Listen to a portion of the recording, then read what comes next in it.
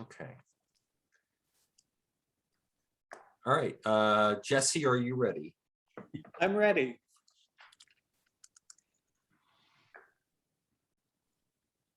Okay, so I'll do this a different way.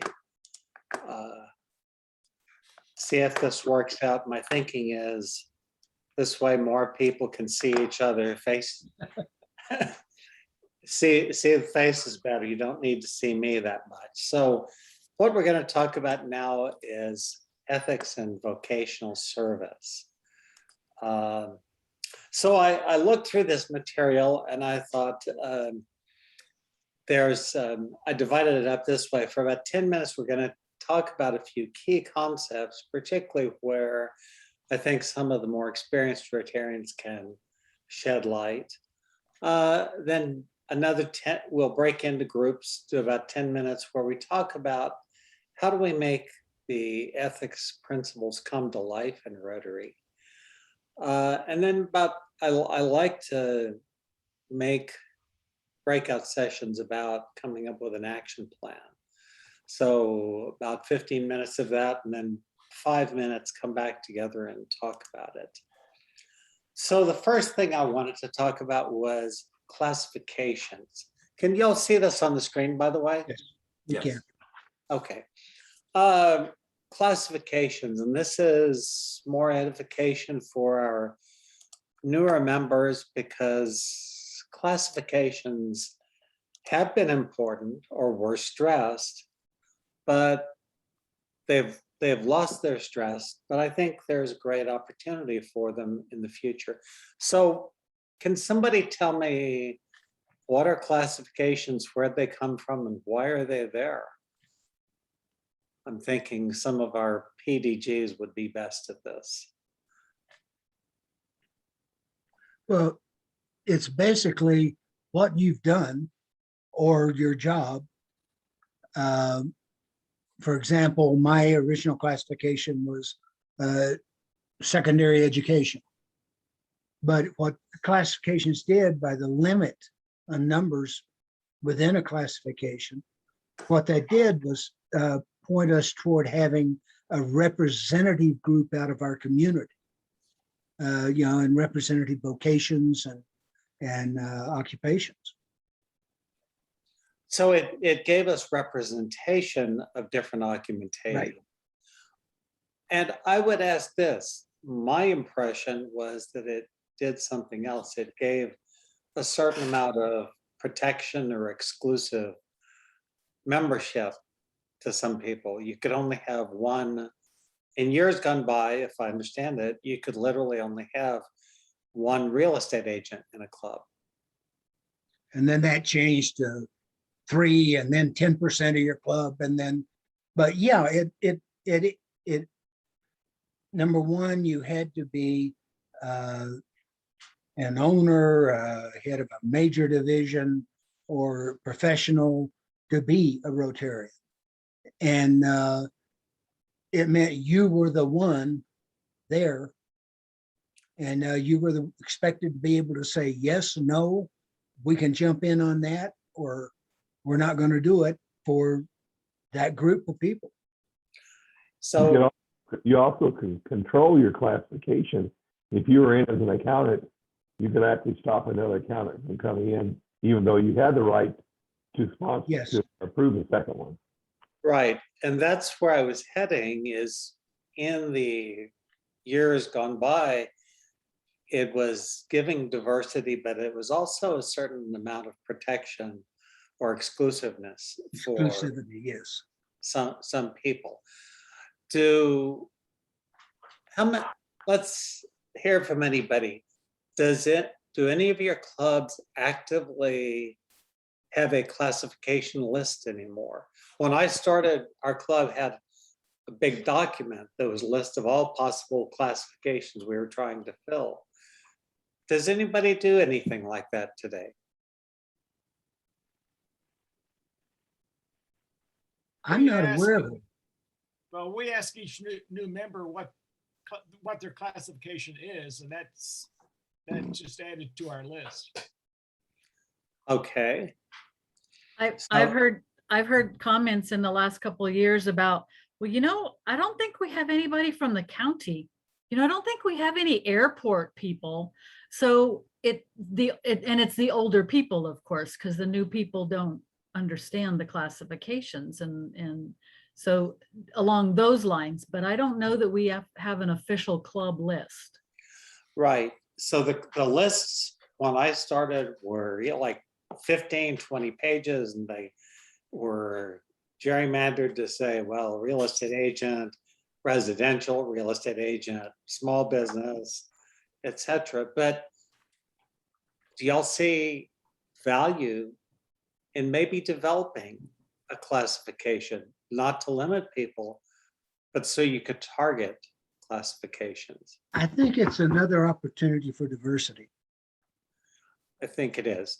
Yeah. How many of you have in your club someone in the field of public relations as their profession? Newspaper editor, say does we that do. count? Newspaper editor counts, but I would venture to say a lot of clubs don't even have that. How many of you have someone in your club that is a technologist, tech savvy, somebody that drives your Zoom? Okay. I would suspect a lot of you don't. So my suggestion and my thought is the classification list and a focus on classifications has potential for us. Any comments on that? I wanted to say, and this is more a matter of humor, perhaps. When I lived in Redding, California, it's a fairly smallish community, but there were 5 active Rotary groups, and there was a classification within a classification scheme, which depended on people's hierarchy. So the downtown club was the mayor, the chief of police, the fire, the top people, and then the Wednesday lunch group was the second in command. And there was another one that was like the third in command. So things were very stratified. And then there was the Sunrise Club, which didn't allow women, despite pressure from the district group, to get them. So every time they would appear, the club members would call their female Rotarians and other clubs to show up, so it would look like they were a blended group. This wasn't that long ago. But it was a form of torturing classifications, I think, and not necessarily to the strength of the individual Rotarian groups. Right. So I think there is value in us looking at a classification scheme. Another topic in this section is vocational service. And here I would, the term vocational service often puzzles people. So I'd like to hear from a few of you, what do your clubs do in the area of vocational service?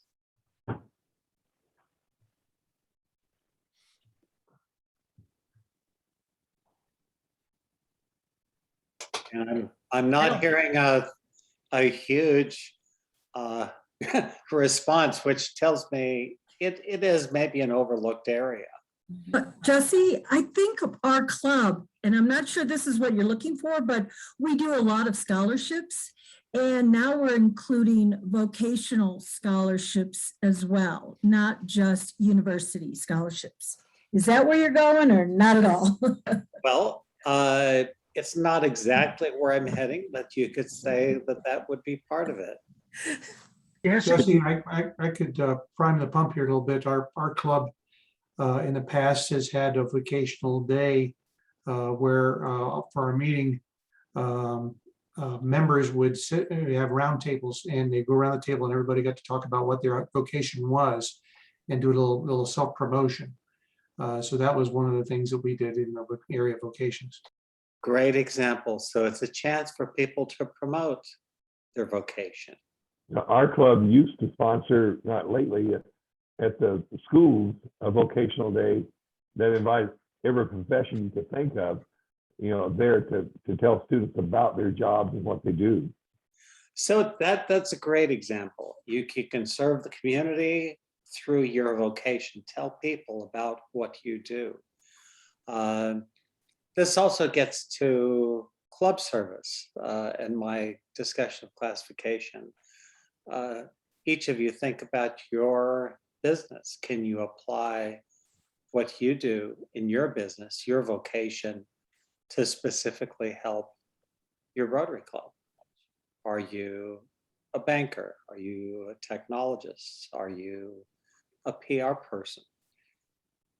So I think there's opportunities.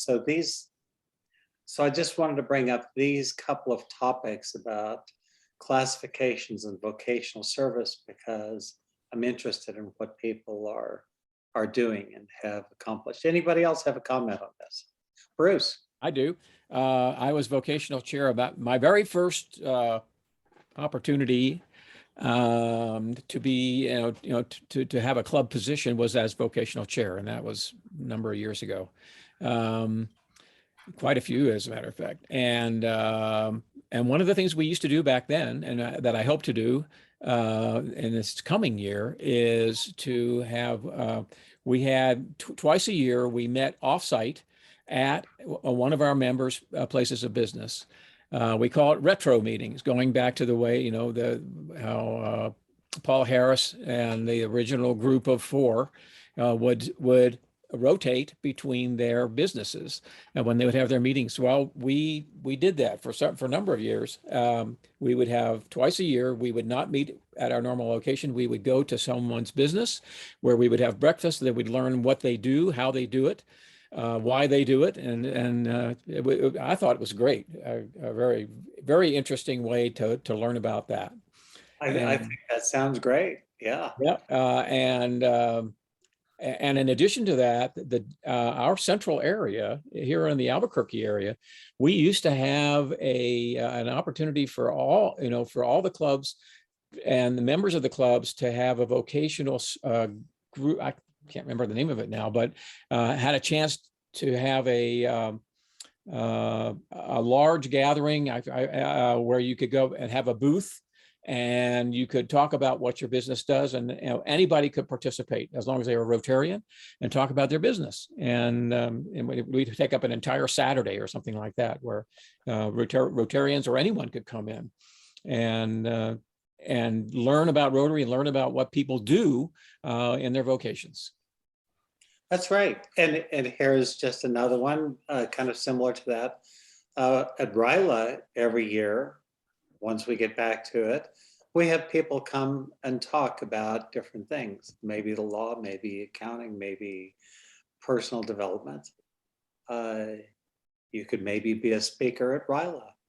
Yep, absolutely. That's something else I did. Yep, I've done that, and it's great. I've talked about the importance of communications, good communications. Why is it important to be able to communicate effectively? So if you haven't been part of RLI, this is a plug for RLI. Okay, the next page, we have a page in here that talks about guiding principles of Rotary. So this section is a discussion of vocational service and ethics. And these are guiding principles of Rotary. We have the ethical aspects. So object of Rotary talks about what we want to be doing, avenues of service. These all talk about our values and principles. So I'm not going to cover that here in a general discussion, but what I want to do is break up into small groups and have smaller discussions. So what my suggestion is let's break into a group, and in each group, discuss for about 10 minutes how these items come to life in Rotary. How do we make ethics a part of Rotary? How does vocational service become a part of Rotary? How do we make FourWay Test a part of Rotary? So discuss that for a few minutes, not long. But then the last thing in this section are ideas on vocational service. So I wanted the section where people could talk about what they have done in vocational service. Here are some other ideas. So at the end of your group session, talk about possible projects and come up with 2 or 3 ideas of what you think would be a great project for your clubs to do that relates to vocational service. And then we'll come back together for maybe 5 minutes at the very end, and each group can talk about, say, what they thought was their best idea for a vocational service project. So Jeff, with that, I'll let you divide us up. All right, so we're looking at 10 minutes, Jesse? Give us about 5 minutes. Yeah, let's see, it's about 15 minutes for the group sessions. For Perfect. people to Okay, do all that. 15 minutes. Okay, so what I've done is I've set up 3 rooms. And Jesse, I made you a co-host, so you should be able to roam between the 3, if that would be okay. Okay, good. And Bruce, I've got you, if you're okay facilitating room 2. I deleted room 1. So Bruce, you've got room 2, if that's okay. Dan, I have you for room 3, if that's okay. And Dick, I have you for room 4, if that's okay. And it just looked like someone logged out. Let me make one change. Give me 1 second. Okay, I'm trying to keep the rooms even here. Okay. So we will do 15 minutes. And here we go.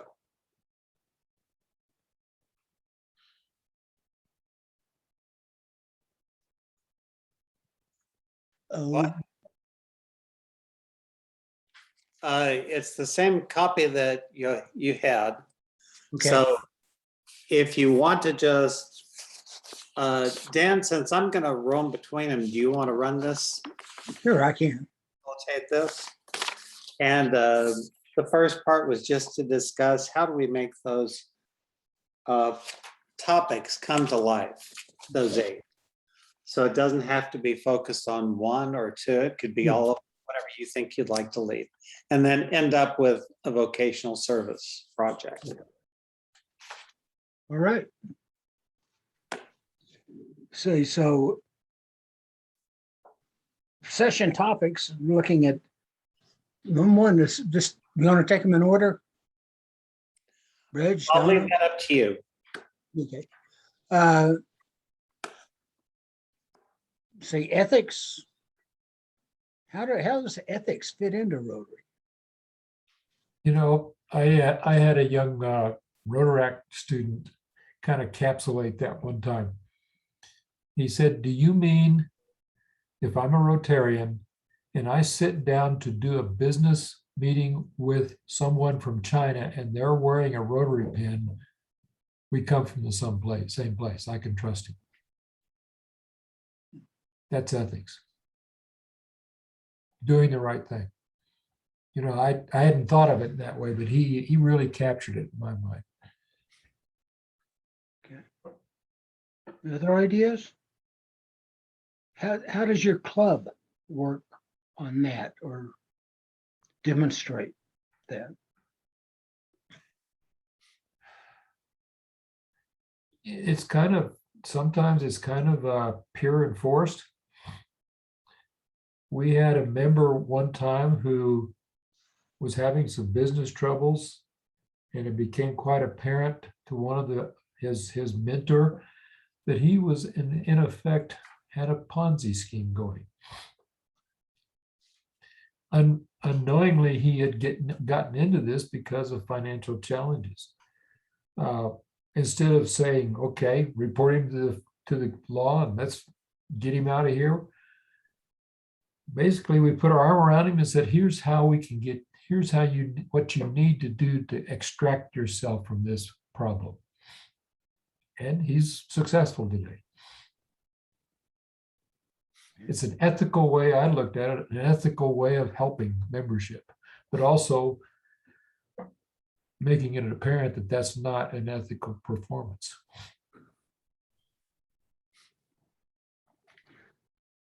Yeah, I think a lot of it is kind of peer to peer, but you know, I just feel like it's kind of implicit in the fact that we're all Rotarians, you know, with the 4-way test and you know, it reflects in just the kind of people I feel like we're surrounded by in Rotary. Okay, you mentioned four-way test. How does that fit into ethics? Truthfulness being a core value. Is it fair? Mhm. It fits all four. Yes, it does. Now, a lot of clubs do the four-way test at the end of each meeting, You know, unless you listen to past district governor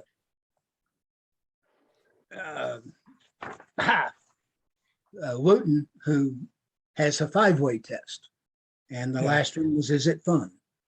but you know, sometimes I think repeating that at every meeting becomes Yes. kind of rote. It It can. and Uh, loses its impact. I have to agree.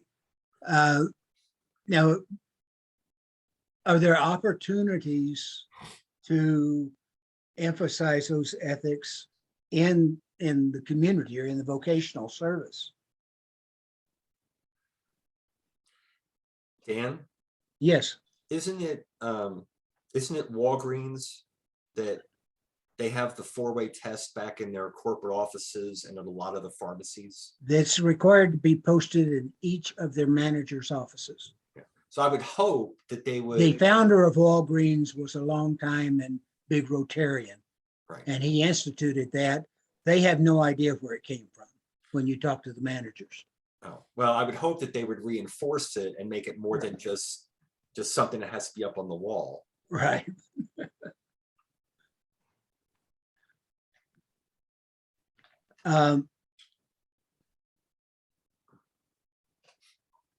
We use the four-way test and the four-way test essay contest with the eighth graders.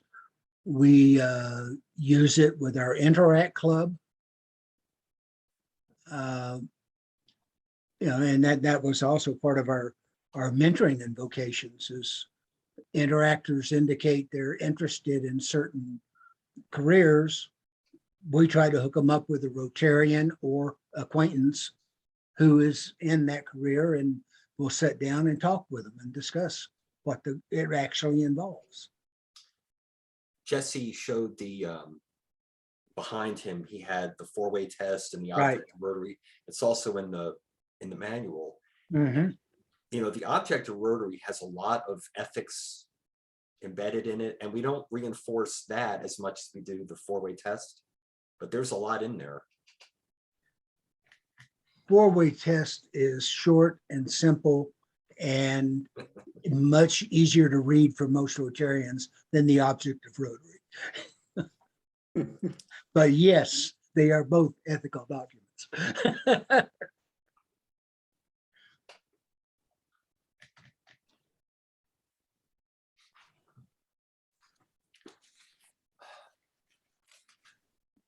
Anyone else have something to add on that?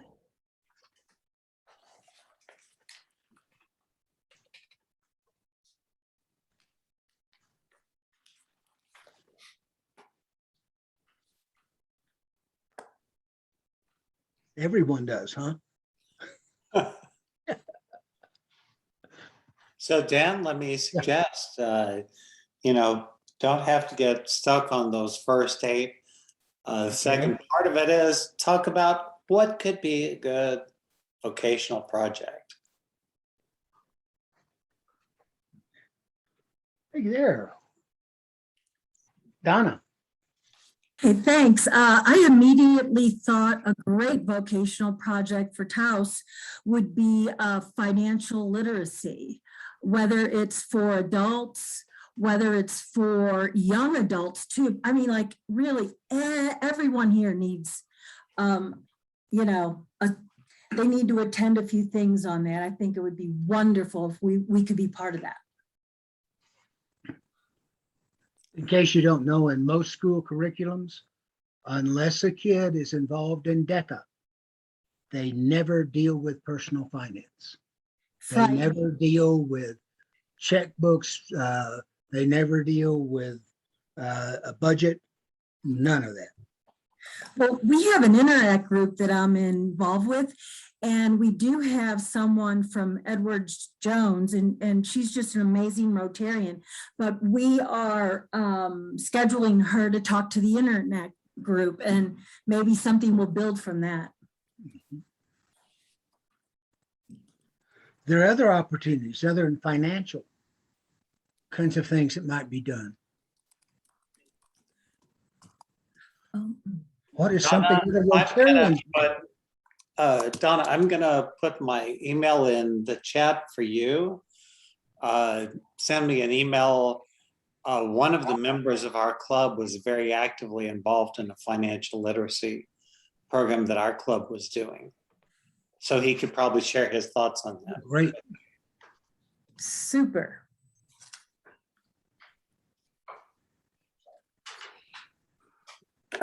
And other ideas, something we can build a project around. If we're going to take financial literacy, what are we going to do?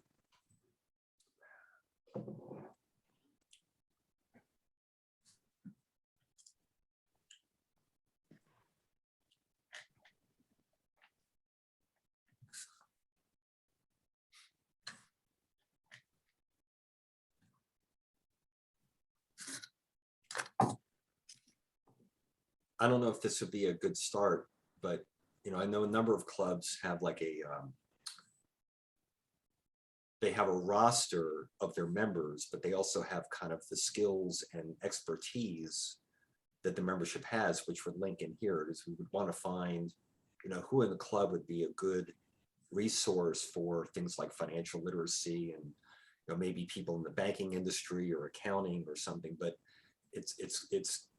I know a number of clubs have that kind of skills roster that they can use for projects like this.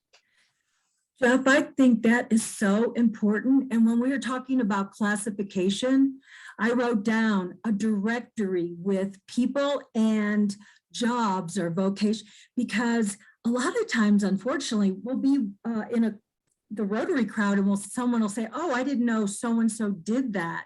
I'm like, wow, we need to, get a directory. If someone's a graphic designer, I want to talk to my Rotarian graphic designer. So I love that. I love that.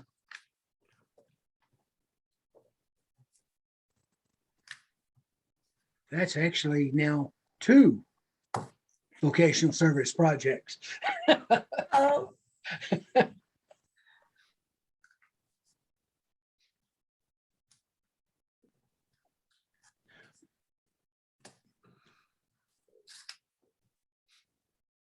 How would you set up financial literacy as a project? Okay, we find whoever's doing the investment or finance in the club, and they're one. How about someone who we just happen to know is good at utilizing that person's knowledge? And I think we'd have to think about the demographic we're going for, whether we're giving this talk or chat to grade school, middle school, high school, adults, because seeing all of those demographics that truly would benefit. How many of us understood that when we were 21 years old, what we needed to do to plan for being the age we are now financially? How many of us understood that? No, I didn't. Not really. Not really. None of us did, I don't think. We didn't care at 21, unfortunately. Sometimes I think that I arrived where I am today quite by accident. I married the right woman. And I'm not kidding. I joined the military and I have a pension and I built on that. Yeah. Wasn't really thinking of the future.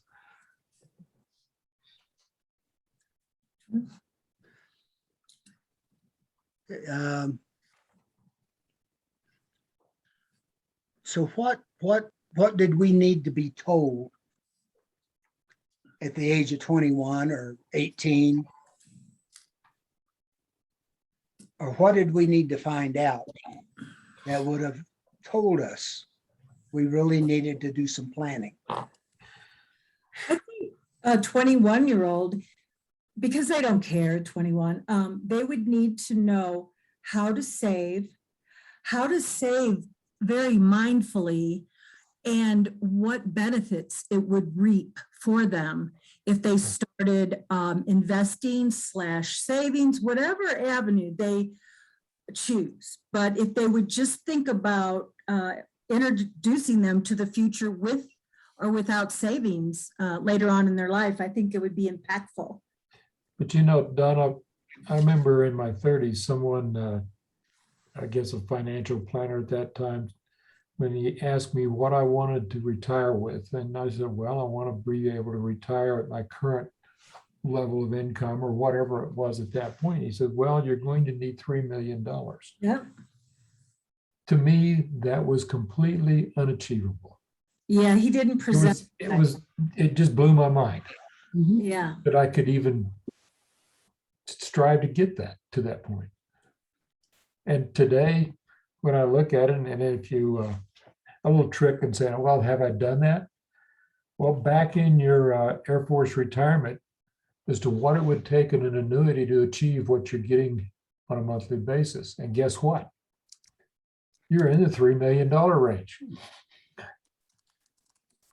So, yeah. And interest rates, I mean, when interest rates were high, Yeah, strategies were really different, right?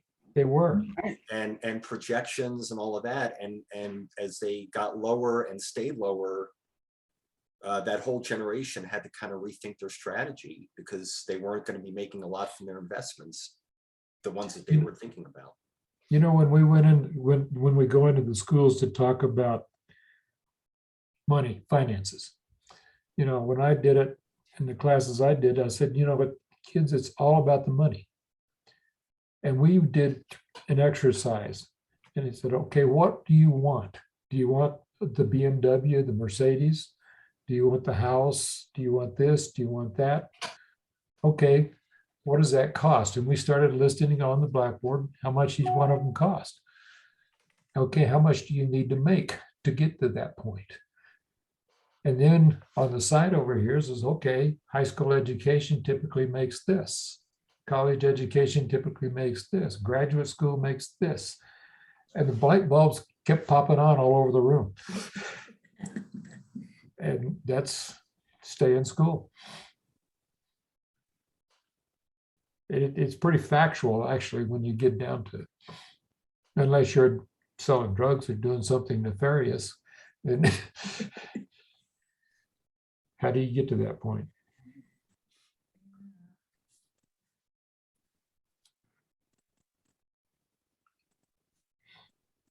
So what would we do? We talked about lining up people, having a, if I can read my writing.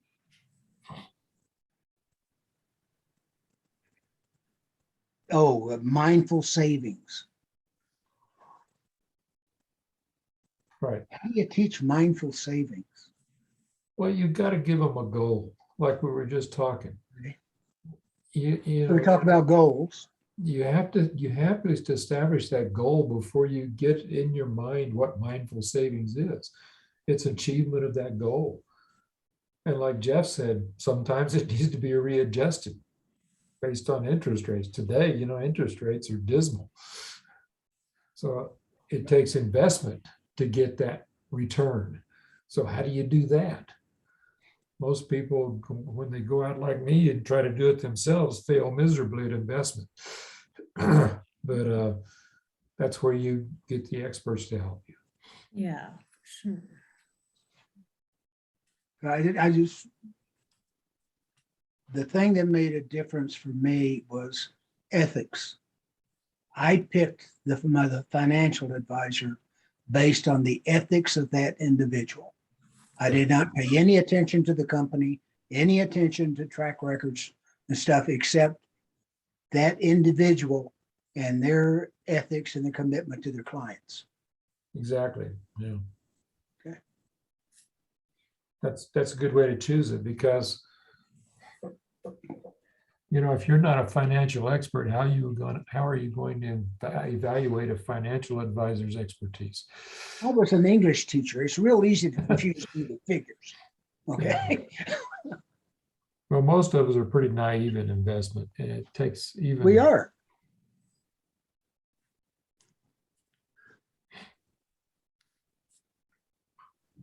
Dom, were you surface or subsurface Navy?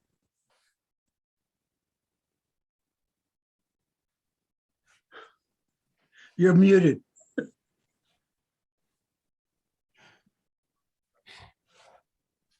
I was not Navy. Oh, you were not. Okay. I was Army. You were Army. I apologize. I was giving you web feet. It's You nice didn't to be deserve it. confused. Nice to be confused with Tom Walker. I apologize again. That's all right. No, my branch was Air Defense Artillery. Oh, okay. I was a missile guy.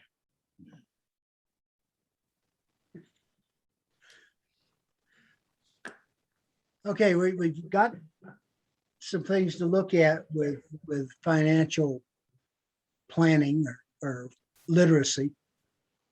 Where else would you go with it? There's at least one credit union in Albuquerque, at any rate, that actually had an employee that went around to the various school districts within the state Oh, and gave a session to, I'm not sure which grades now, but gave sessions to about finances to the students inside that school. oh, great. Maybe 8th grade, I'm not sure. Yeah. Wow.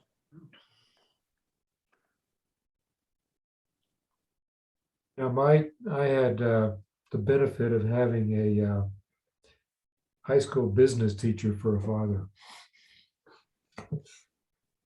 And even though I was not the least bit interested in taking accounting or anything in high school, that was one of his mandatory requirements before he would let me graduate.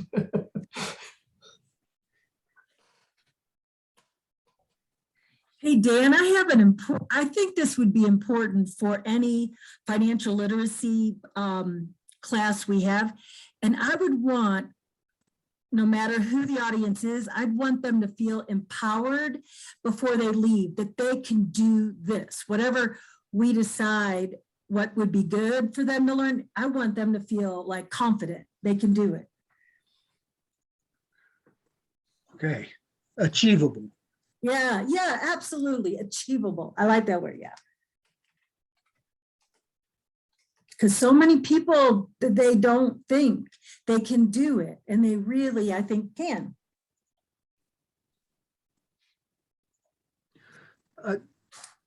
I think that's true. And I know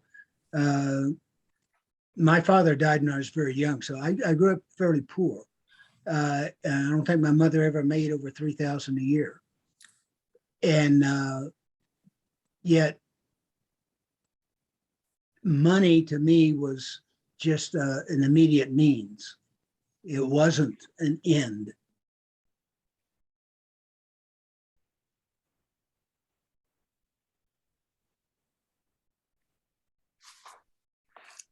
So how are we doing? I think we're all back, right? Okay, so what I thought we could do, we just have 4 minutes left in our time slot. Just hear quickly from each group about a key takeaway you had, especially if you were able to identify a vocational service area. Let's say, Dan, would you like to talk about your group? Yeah, our group came up with mainly dealing with youth, but teaching financial literacy. Okay. Presenting financial literacy too. starting with identifying club members and others in the community that could present factual information. And so Talk would this about- be to high school students or to? We kind of were looking at, in my mind, as we talked, we knew there were some things we could do with younger groups, but it seemed to be mostly those who were old enough to start understanding and seeing some of the needs. So I would say yes, most likely high school. But great idea. That's how we could apply vocational skills and expertise to the community. Bruce, how about your group? Bruce, you're muted. Here we go. We weren't actually sure of whether how many of these we were supposed to do, so we tried to do them all, which we couldn't do. So anyway, Monica was our scribe, and if she'll just read back, some of the things that we talked about. We kind of focused mostly on vocational service and ethics, but I'll let Monica tell you what we talked about. So with the vocational service, we established that useful for the club is to have a 1-minute talk about each club member business or vocation. And then as well, meeting in businesses and having meetings in the businesses of the Rotarians to learn the business. As well, there was an idea about events where the members would have a booth and present their businesses to the youth, like in the form of introduction for them, for their future, and as well a digital presentation of the vocations for each club or each area that is needed, and as well as dedicated to the youth. That's vocational services. Well, Okay. good. So got some good ideas there to help club members using your vocational service. Dick, how about your group? You're muted, Dick. We talked about several things, incorporating service projects into our regularly scheduled meetings, about emphasizing the four-way test essay contest as part of our vocational service, and tending to get back more to a vocational service is recognized in the club.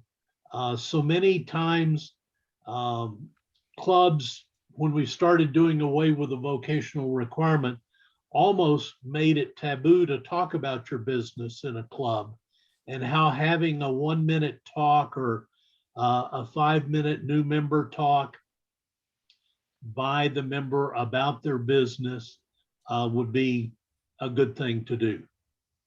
That sounds good. So we've hit the end of the time, but I always like to end with your homework assignment.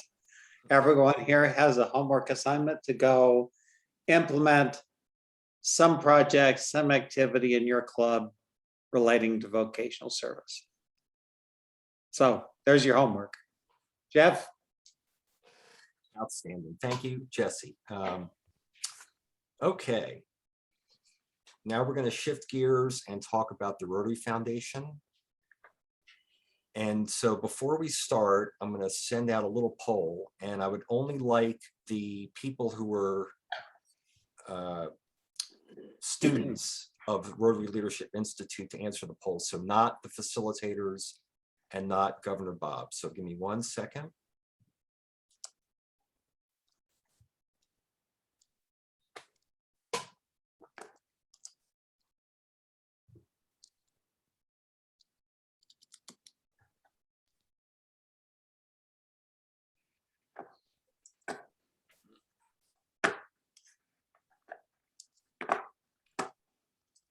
Okay, I'm going to close the poll.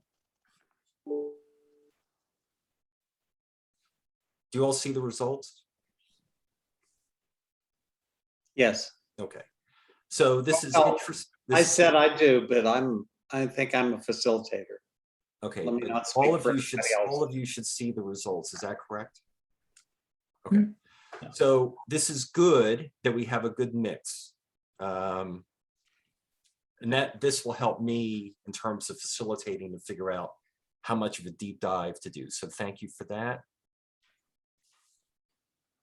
And I will drop the poll. Okay. That was helpful.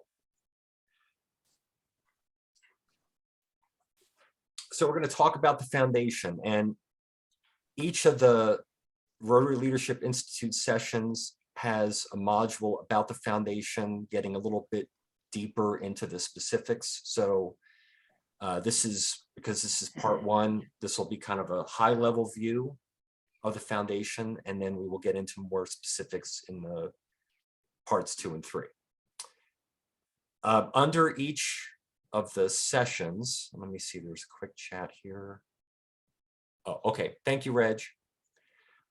So again, under each of the titles in RLI, there's a sentence which I love because it really kind of grabs what's the focus of this. And it says, I am doing good in my local community and around the world. And it's interesting, I think it was Dick in his module when he said, you know, why are you in Rotary and why are you still in Rotary, which are really important questions. There's the other question, which is, what does Rotary do? And I remember when I joined Rotary, someone, and it might have been Bruce, because when I went through new member orientation, might have been Bruce, but someone said, you know, there's what Rotary is and there's what Rotary does. And I like that this sentence is about what Rotary does, because in many ways, it's the foundation that kind of is the arm of Rotary that does things. Doesn't mean it does everything, but a lot of what we do at Rotary is done through the foundation, and that's what we're going to talk about. So I really like that, that sentence. In terms of session goals, we're going to look at the basic goals, programs, and the financing of the foundation. We'll discuss the importance of the foundation at our clubs. Bless you. The need for each Rotarian to make the Rotary Foundation their charity of choice. And if you were not aware, for those of you who answered, you don't know much about the foundation, the TRF acronym is the Rotary Foundation. So if you ever see TRF in Rotary circles, that's what it's referring to. And similar to Rotary International, Dick mentioned the mission of Rotary International. The foundation also has a mission, which is to enable Rotarians to advance world understanding, goodwill, and peace through the improvement of health, the support of education, and the alleviation of poverty. So there's also a number of materials, and this is one of the modules. You know, this is an updated version of RLI materials, and they made a lot of, I think, good additions to the modules, including these materials and hyperlinks. You'll notice, and I just noticed this, be careful. Like this hyperlink here, it didn't grab the document 12436. So if you click on this in the materials that Dan sent you, it would only just bring up the Rotary website. So just be careful when you click on the hyperlinks that you're grabbing the whole one. The other thing you can do is just kind of slide your cursor and select the different part and then just copy and paste it into a browser. But again, they've made a lot of improvements to these modules. Okay, what I'm going to do is shift over to a Word document to walk us through some of the key questions. Okay, do you all see a Word document here that we're going to be capturing notes?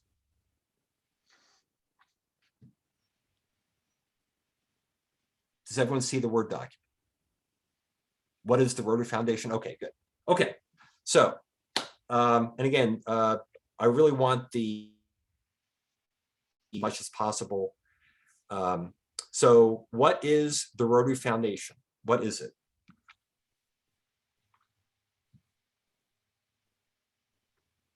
What does it do? I kind of relate it to our PTA. Your PTA from your school? Yeah, the school PTA. So our organization's PTA. They're the supporters. They back up the clubs and the districts in any way they can, and they raise the money. Which as a parent and with kids in school, that's what I. Good analogy. Yeah, I was going to say I had to do a double take when I heard PTA because I had never heard that one, but it's a good connection. What else? Go ahead. It's the fuel that runs the engine of service. That's a good Without one it- because it fits that notion of what the doing part, Right. like in that sentence. So fuel that runs the engine. That's great. They not only raise the money, but they help distribute it back through the, districts.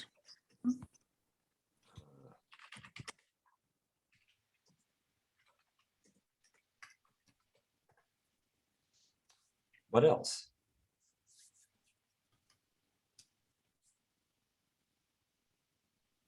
What allows us to make such a large impact in the world.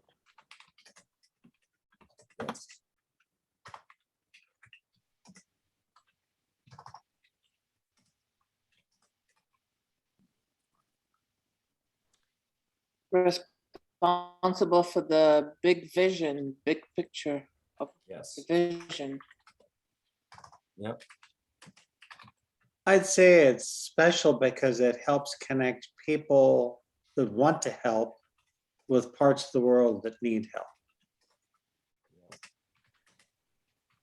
I like that, Jesse. It also helps us focus our efforts in areas that we can make the biggest difference instead of just shotgunning it to everything that people think might be important. Excellent. Excellent. All of this to me just reinforces that whole notion of what Rotary does.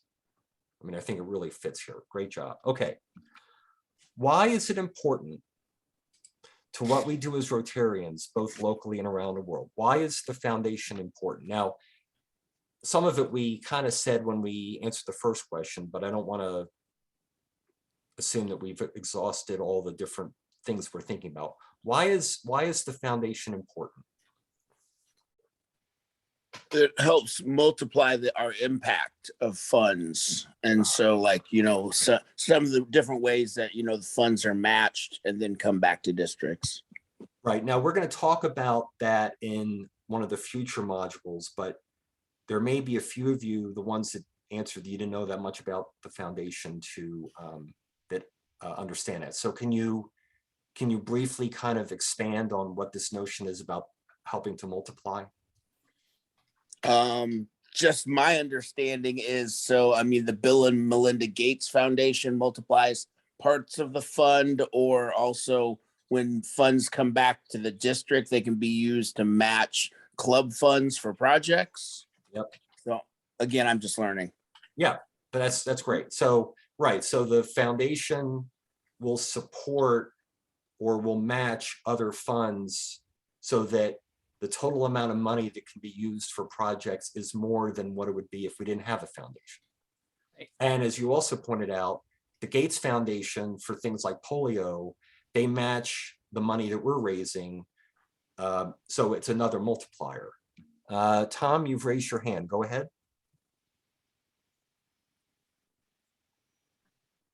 Tom? The foundation also gives the club an organized way to design projects and ensure they're successful and have follow through over the years. Agreed.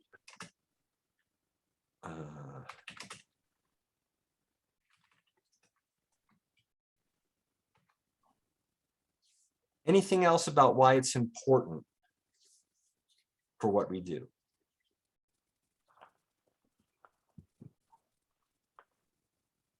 Okay. What are some examples of your club's involvement with the foundation? And let's focus on projects that your clubs are doing that involve funding from the foundation as opposed to, let's say, donating to the foundation. So more on the recipient side of foundation money. What are some examples of what your club does with proceeds from the foundation? We've used the district designated fund grants to increase the number of children we buy weather and school appropriate clothing for, and to buy more dictionaries for each third grader in our school system. Excellent. And again, we're going to get into this more in a future module, but again, if for those of you who it may not be clear, there's district funds, or what's called district designated funds, more for local effort. And then there's global grants that are more for international projects, although our district and our clubs can be recipients of a global grant if a club from another part of the world is supporting it. So there's the larger projects, and then there's the smaller ones that are more for the community. Another example of something that your clubs are doing that involve the foundation support. Support of our local food bank. Can you mention a little bit more about what is that? What's the project entail? Well, that we actually did various volunteering to deliver food, to package food. The contribution from the foundation really helped fund our food bank. Our food bank is one of the most active food banks around, and it's a community that really needs the support of that. So what came from the foundation was funding for food. I take that back. It wasn't for food. It paid for fuel for the drivers. Got it. Is what it did this year. Cool. Great, thank you. What else? Taos Milagro Rotary, what we used our grant district funds to support the literacy committee, and which included books for children. We had book giveaways and reading to the students online. Oh, excellent. In Socorro this year, our district grant is to put in a food community garden at New Mexico Tech. There's food insecurity with some of the students, and we're going to be putting it in, teaching them how to grow their own food, and even have lessons on, if they need, on how to cook what they grow. Awesome. A few more examples. I believe our club uses some of the district grants to, in our project where we purchase shoes for kids who need shoes each year. And I'm sorry, I was typing purchase shoes for whom? Children. Just kids who need shoes, yeah. Not surprising. A lot of the local grants, not all of them, but a lot of them have a youth focus. We talked about that before, but youth is certainly a target for a lot of the grants that we get. One or two more? In our district, there are at least 11 clubs that have joined together in grants and getting potable water to villages in Guatemala. Yep. Our club partnered with clubs in our district and other districts to provide educational services to women in the Chihuahua area to learn how. It's called Stitching a Better Future, where we taught them how to not only sew but also to sell their the articles that they sewed, so they could be self-sufficient and raise their own money. Yep.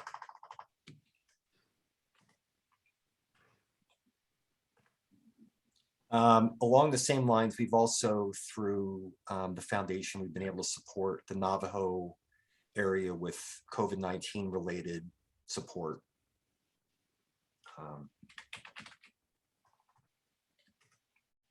I know another one that our club has done is use the grants for we support a girls' school in Afghanistan. Excellent.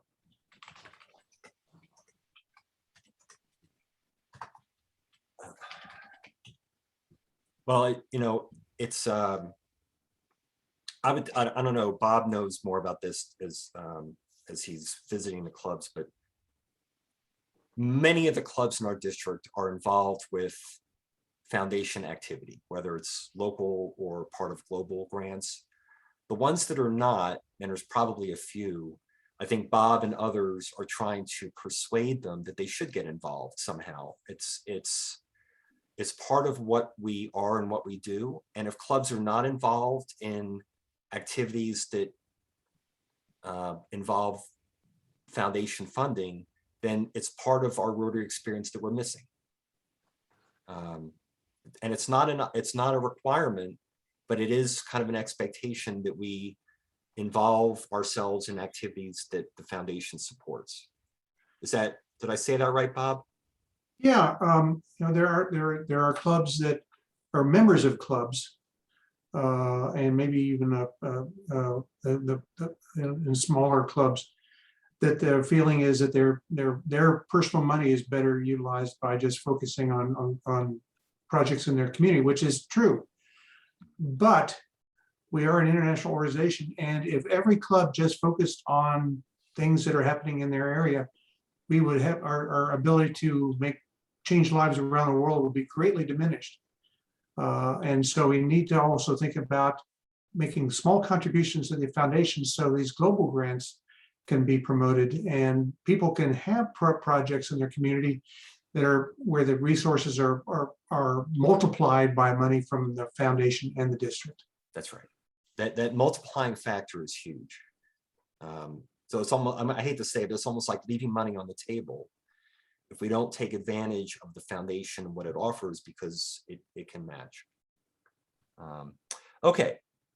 So there are what are called areas. I have a question, Jeff. Yes. How can we learn more about that? Like how I can more, like what is the process? Because I don't think we are doing that. Okay, so if I understand your question, there are a number of resources that are available to clubs to help them with the foundation. So as an example, we have a foundation assembly that's coming up in a couple of weeks that's open to all Rotarians. That's basically kind of a primer, a little bit more detailed than this, that our illustrious district Rotary Foundation chair, past District Governor Linda Woodward, is going to lead. But that's one opportunity for people to learn about how the foundation works and resources. There's also plenty of resources on the Rotary website. And let me very quickly, let's see if I've got it still up. In a district one? Well, the district has resources as well, but the Rotary website, rotary.org, has plenty of information about the foundation, like how does it work, how do the grants work. So if you go to rotary.org and you go to the, there's a page about the Rotary Foundation, you get all sorts of information about what the foundation does, its mission, different programs, things like that. So this is a great resource too.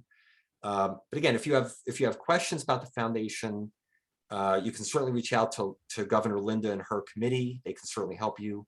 We talked before about, your assistant governor for Chama should be able to give you some helpful information about the foundation.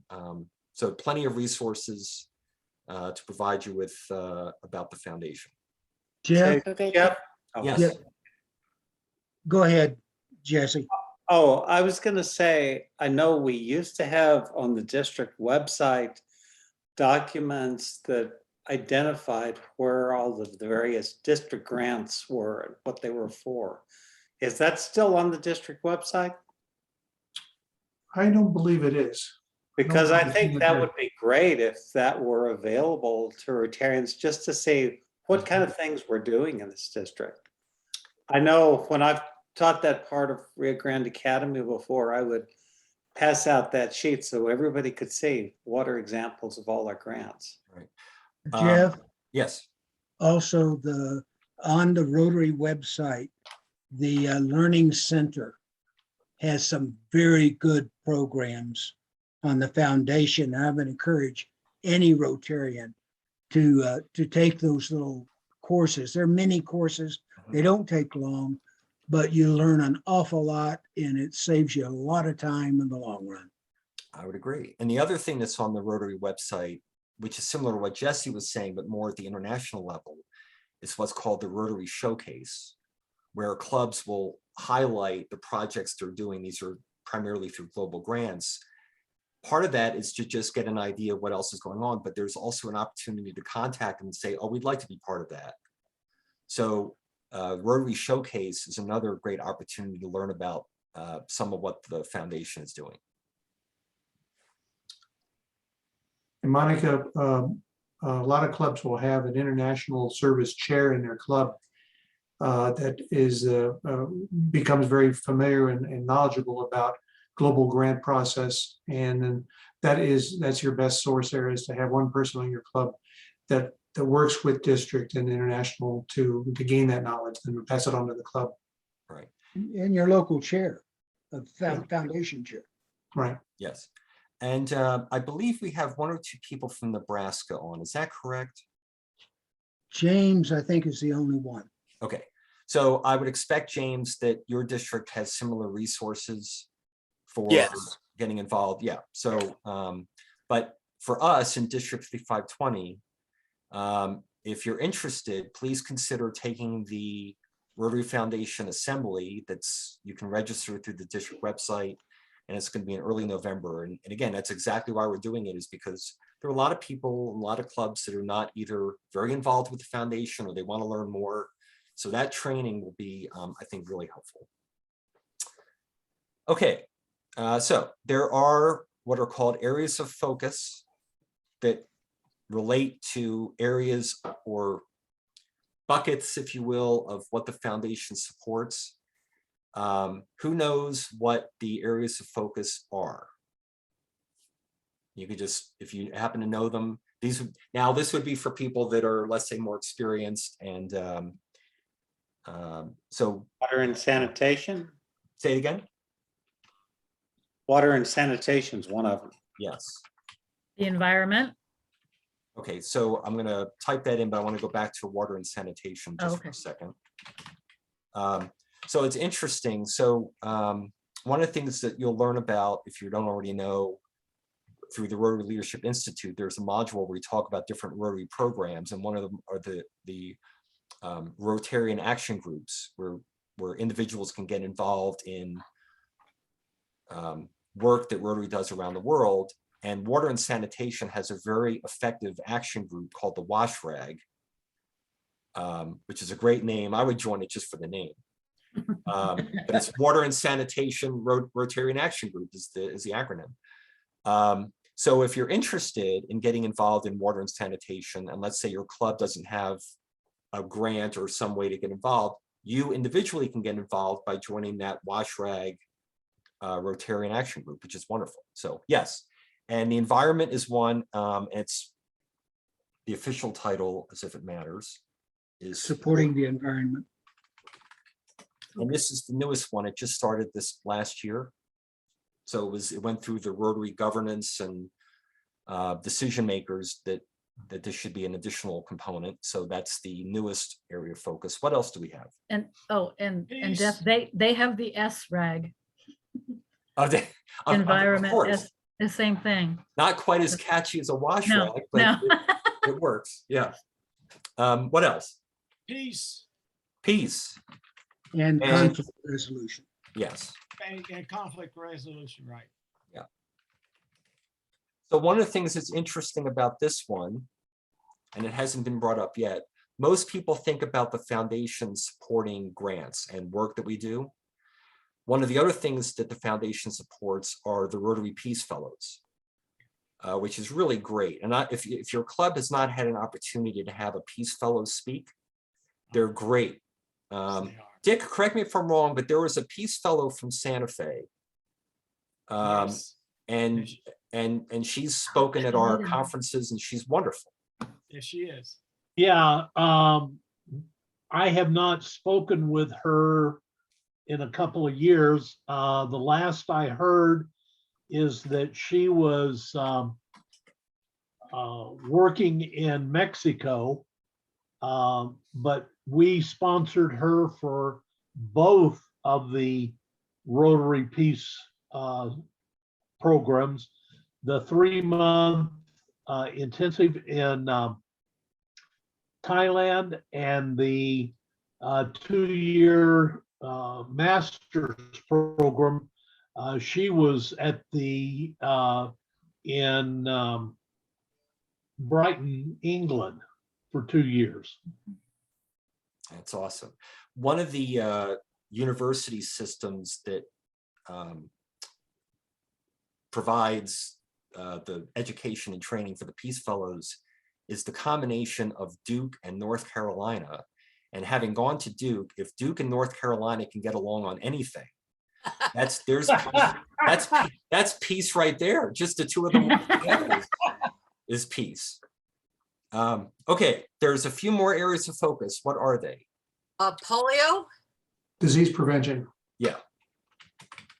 That sounds more inclusive. Well, and I'm glad you mentioned polio, because polio is certainly one of the larger initiatives that the foundation supports. It kind of has its own bucket that we can support through like Polio Plus, and World Polio Day is coming up. So there's a lot of fundraisers that the clubs are doing. So, but disease prevention is the area of focus for which polio is part of that. What else?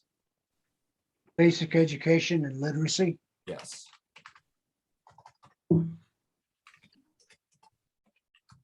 So the vocational service project ideas that we had with Jesse's session, there could be grants available to help because there's an area of focus that's dedicated to education and literacy. What else? Health, something about maternal health.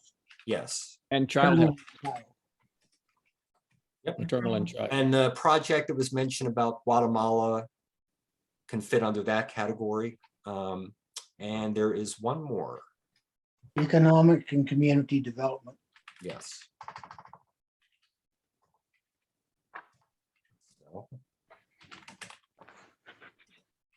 So the notion is that if you're going to pursue a grant through the foundation, primarily a global grant, but also at the district level, it needs to fall within one of these areas of focus.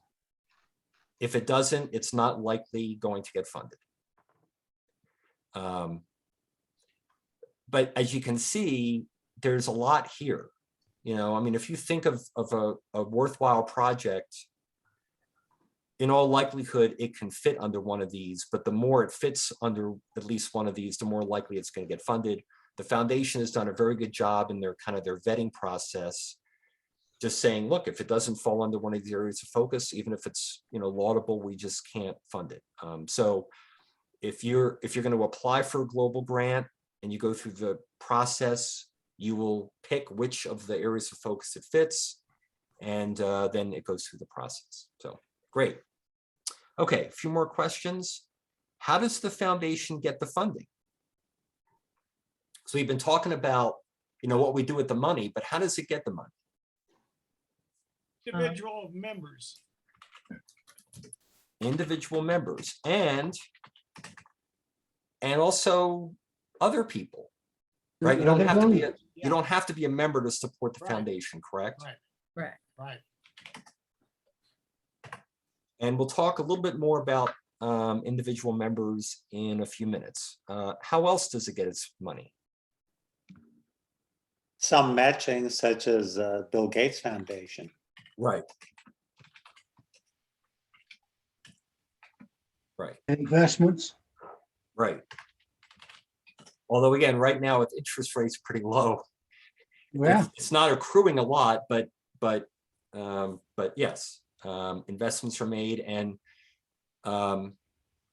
because interest rates are low and the corpus of the foundation isn't growing a lot by its own growth because interest rates are low, the formula for how the grants are done changes a little bit based on how the corpus is doing. But yeah, A lot of it does come from individual members and others.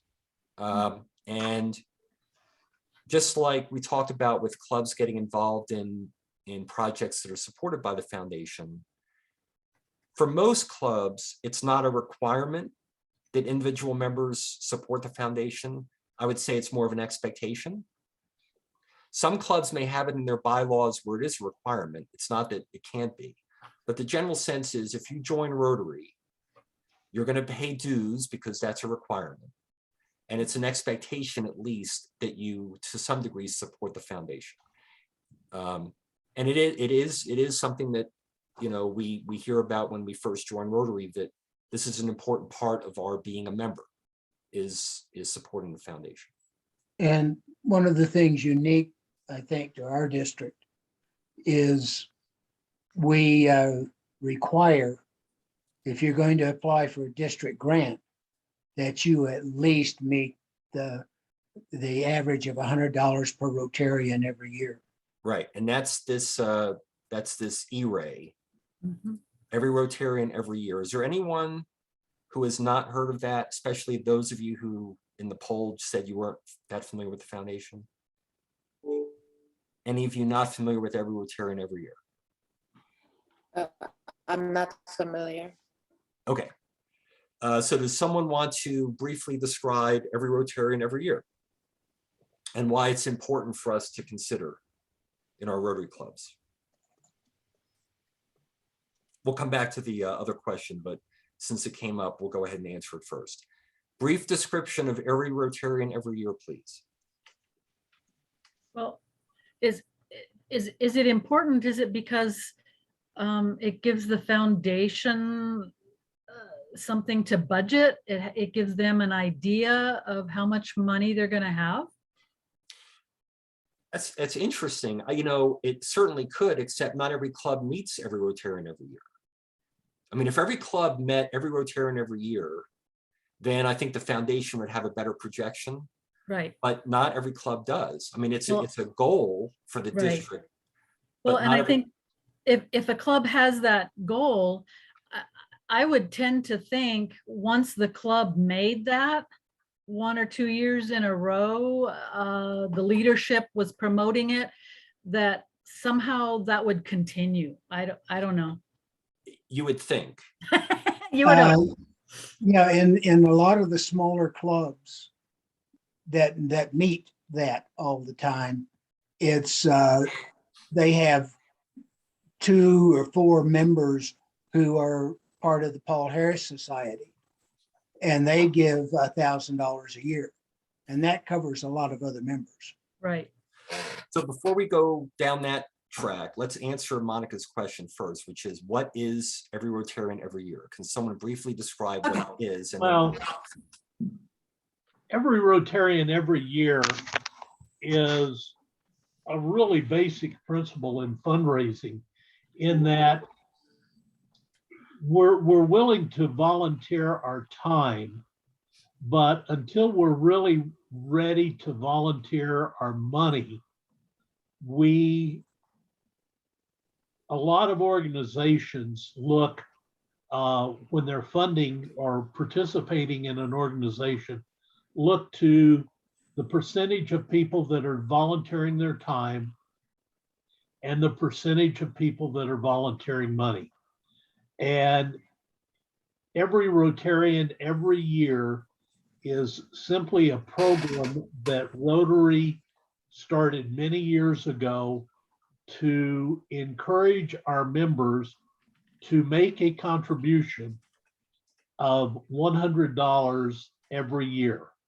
And it's kind of it's an easy way to remember it, and E-Ray is an easy way to verbalize it, but it's basically put your money where your mouth is. If you're going to talk about Rotary, if you're going to talk about the good we do in the world, pony up some bucks. right. You know, we $100 sounds like a lot of money, but I try and put it in perspective that, you know, it's over a year. You don't have to come up with $100 right today. And over a year, it's less than a Starbucks coffee a week. It's not much. And We, as I- So is Okay. this $150? Say it Like, again? is it additionally $150 a year that we pay for the membership? Well, again, it's not, and that's why I was saying, it's not your dues. Unless your club imposes that part of your dues is going to be money that goes to the foundation. But what you're paying to be a member is not this. This is on top of your dues generally. It's going to be a voluntary contribution to the foundation over the course of a year. And every Rotarian every year is this $100 every year per member, but it's also an average. So if a club is going to be designated an E-Ray club, meaning they met the requirements, then for the total number of people in the club, on the average, there was $100 every year contributed to the foundation for that club. But if someone donated $90 and someone else donated 110, it's okay because it averaged 100. But I think every member still has to donate something, or there has to be a designated donation by every member to be part of the E-Ray classification. Rotary tracks both. They track the average contribution, and then they also track how many members in the club actually contributed $100. Right. Or more. Yeah. So And the member yes. needs to specify for what it is, because, you know, like we were not introduced to any specification of donations, and I just know that I had to pay $150, and I didn't even know, you know, like the specification or what is it going for, etc. Tom, go ahead and unmute and jump in. Jeff? Yes. We have to be very careful about requiring a donation to the foundation. You really can't do that. Correct. But the club itself can give some of their money to the foundation. It'd be in their budget. But as far as individual member, the foundation is a separate entity. Correct. Yeah, and it's really for clubs that have it as part of their dues structure, they have an opt-out provision where somebody can say, well, I'd rather not do that. But it's right. It's an opt-out provision, correct? Yeah. Yeah. And Monica, that $100, individuals can specify that goes to Polio Plus or goes to the Annual Fund or the Disaster Relief Fund, or one of those areas of focus. It can be specified, or it can just go into the Annual Fund where Rotary International decides how to spend it. We've got about 5 minutes left. There was one other question that I wanted to get to, and then there may be another minute or two for additional questions when we're done. Primary programs. And this was a little bit alluded to before, but if we're going to donate to the foundation, what options do we have? What can we provide the funding to? What are the different buckets within the foundation? Polio Plus is one of them. Right. So again, with World Polio Day coming up, there's going to be a lot of clubs that are going to have fundraising events that are going to generate money that is going to go specifically to the Polio Plus bucket of the foundation, which is specifically used for polio eradication efforts. What else? Can go to the annual fund. The annual fund. And can you briefly describe that? The annual fund is the part that 50% comes back to the district in 3 years for the district designated grants, the other and other activities. And the other 50% is what the foundation uses to support the global efforts worldwide. Right. And we'll talk more about that in the follow-up modules in RLI. We're not going to get into the detail here, but and if you donate to you limit to Polio Plus or one of those funds, that money must be used for that fund, so it is not part of the district designated funds, the ones that come back to the district. It stays with the foundation for that specific purpose. okay. And then there's a third big bucket. What's that one? They're endowments. Yes. Yeah, permanent fund. Yep. And briefly describe that one, and then I'm going to stop sharing my screen. That where you put money, send money to the foundation through your will or through something like that. Right. The way they That's one method. one method. What I like how they described it is like the annual fund is like the checking account. The money's going to be spent, used, grants, and so on. The endowment is like the permanent fund, more like a savings account. The whole purpose is for it to accrue. Okay. And be like the corpus for eternity. So To make sure the foundation can continue. exactly, right. Excellent. Okay, so later today, I'm going to send all these notes to Dan, and we'll send it out to all of you, so you'll have the notes, but I'm going to stop sharing my screen. This was a high fly over the foundation. Again, the further modules get into more detail, like grants, the foundation training that's coming up that Governor Linda is going to do. We'll get more into detail as well. We've got a couple of minutes left. Any questions or anything else that people want to bring up about? And it was mentioned earlier. I didn't bring it up specifically, but I didn't mention it earlier. The Rotary Foundation is separate from Rotary International. It's a separate organization with a separate governing board. And it has to be that way to, not have conflicts of interest. Just like our clubs may have foundations, they are typically run by a different group than what governs the club. Same kind of dynamic. But obviously it's connected to Rotary International, but it does have its own board and governing policies and things like that. Jeff, can I say one more thing? Yes, please. On the subject? Lots and lots of ways of donating to charities. Different charities handle the money, some more efficient than others. Rotary International, our foundation uses, I think 95% of the contributions go towards the actual projects. And it is consistently rated among the top charities in the world in the effectiveness of the use of the monies that's donated to them.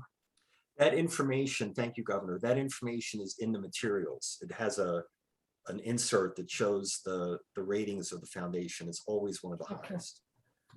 Right. So, and that's important to tell people if they're interested, is that they can trust that the money is going to be well spent and well managed. Anything else before we go to our second break? One thing, Yes. on our next two sessions, we've switched the order. So creating service projects is first, engaging members will be our ending session. The crescendo. Yes. Yeah. Okay. Past Governor Tom is going to do a song and dance for us. Perfect. Okay, let's go ahead and take another break, and we will reconvene at 11:40. Thanks, everyone. Thank you. Thank you.